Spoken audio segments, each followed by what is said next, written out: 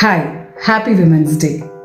ரீசெண்டாக என் பொண்ணு கூட பேசிகிட்டு இருக்கும்போது அவங்க சொன்னாங்க, பொண்ணுங்களுக்கு ஈக்குவாலிட்டி முக்கியம் இல்லைம்மான்னு. எனக்கும் அதுதான் சரின்னு தோணுச்சு. அது ஏன் அப்படின்றது இந்த வீடியோவோட எண்டில் உங்களுக்கு புரியும். நம்ம எல்லாருக்கும் முயல் ஆமைக்கதை தெரியும் இல்லையா? ஒரு விஷயத்த கன்சிஸ்டண்ட்டாக செஞ்சால் நம்ம ஆமையாக இருந்தாலும் ஜெயிச்சிடலாம் அப்படின்றது தான் அந்த கதை சொல்லுது. ஆனால் என்னவோ தெரியல, சின்ன வயசுலேருந்தே எனக்கு இந்த கதை கேட்கும் போதெல்லாம் ஏதோ ஒன்று உறுத்தும். அதுக்கான தெளிவு எனக்கு பல வருஷம் கழித்து தான் கிடச்சிது. என்ன தெளிவு அப்படின்னு கேட்டிங்கன்னா, தரையில் வாழ்கிற முயலுக்கு தரையில் ஓடுறது ஈஸி, அப்டக்கிள்ஸ் தடை அப்படின்றது எதுவும் கிடையாது. அதனால முயலுக்கு இந்த காம்படிஷன் ரொம்ப ஃபேரான விஷயம்தான். அதே சமயத்தில் தண்ணியில் ஸ்ட்ராங்காக கம்ஃபர்டபுளாக வாழக்கூடிய ஆமையை முயலோட தரையில் ஓட சொல்கிறது அப்படின்றது ஆமைக்கு பெரிய அநியாயம் இல்லையா? இதுதான் ஈக்குவாலிட்டிலையும் பிரச்சனை. ஆணுக்கு பெண் சரிநிகர் சமானம்னு சொல்லி வேலை செய்கிற இடத்துல ஆணுக்கும் பெண்ணுக்கும் ஈக்குவலான கோல் செட் பண்ணுறோம். ஆனால் அது ஆணுக்கான களமாக மட்டும்தான் இருக்குது.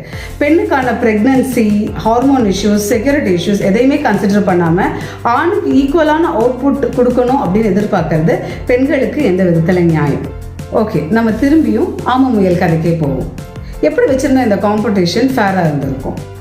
டார்கெட்டை சேமாக செட் பண்ணாலும் ஆமையை தண்ணியிலையும் முயலை தரையிலையும் ஓட வச்சு காம்படிஷன் வச்சுருந்தா இது ரெண்டு பேருக்குமே நியாயமானதாக இருந்தது.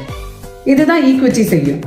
ஒரு கோலை அச்சீவ் பண்ணுறதுக்கு பெண்களுக்கு இருக்கிற தடைகளை கன்சிடர் பண்ணி ஆண்களுக்கு இணையான ரிசல்ட் கொடுக்கறதுக்கான சூழ்நிலை உருவாக்குறது தான் ஈக்விட்டின்னு சொல்லுவோம்.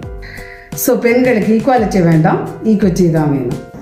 ஆனால் இவ்வளோ கஷ்டப்பட்டு பொண்ணுங்களை எதுக்கு சேர்த்துக்கணும்னு நீங்கள் யோசிச்சிங்கன்னா அதுக்கான பதில் உங்களுக்கே தெரியும். ஒரு ஆண் ஜெயிச்சா அவர் மட்டும்தான் மேலே வருவார். ஒரு பொண்ணு ஜெயிச்சாங்க அப்படின்னா ஒரு தலைமுறையே மேலே கொண்டு வந்துடுவாங்க. என்னோட மெடிக்கல் பாஷையில் சொல்லணும் அப்படின்னா, உடம்புல ஒரு இடத்துல மட்டும் வளர்ச்சி இருந்தால் அதை க்ரோத்துன்னு சொல்ல மாட்டோம், டியூமர்னு சொல்லுவோம். அதே மாதிரி தான் சொசைட்டியில் ஒரு வர்க்கம் மட்டும் வளருது, இன்னொரு வர்க்கம் ஒடுக்கப்படுது அப்படின்னா அது நாட்டுக்கும் சரி வீட்டுக்கும் சரி கேன்சர் தான். அடுத்த பியாண்ட் த பாடி சீரீஸில் உங்களை சந்திக்கிறேன்.